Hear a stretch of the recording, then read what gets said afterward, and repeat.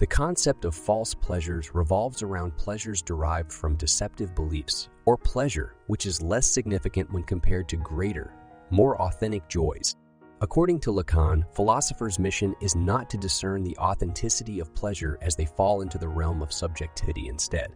Their task is to identify genuine and deceptive objects associated with pleasure.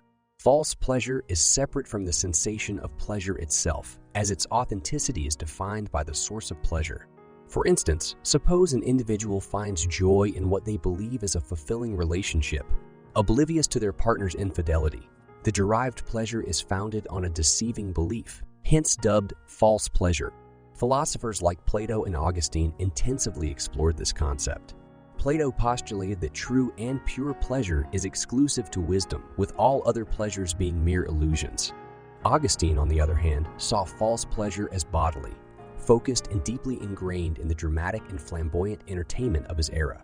Plato identified two perspectives of false pleasure. First, the propositional sense of falsity, where truth does not impact the essence of a statement, and secondly, the alien sense, which denotes something as deceitful and questions its existence.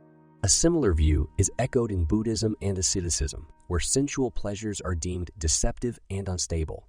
A particular false pleasure frequently criticized in Western philosophy is vanity. For example, Voltaire chastised characters consumed by false glory and deceptive pleasures of vanity.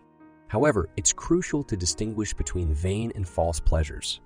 The former refers to pleasures derived from morally questionable sources, while the latter is based on deceptive beliefs, irrespective of the moral perspective.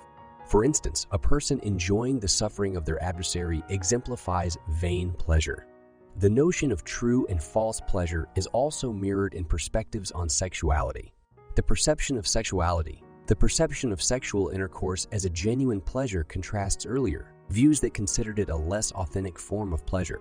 Some propose that psychoanalysis can illuminate the true nature of sexual pleasure, contrasting the reactive with the genuine.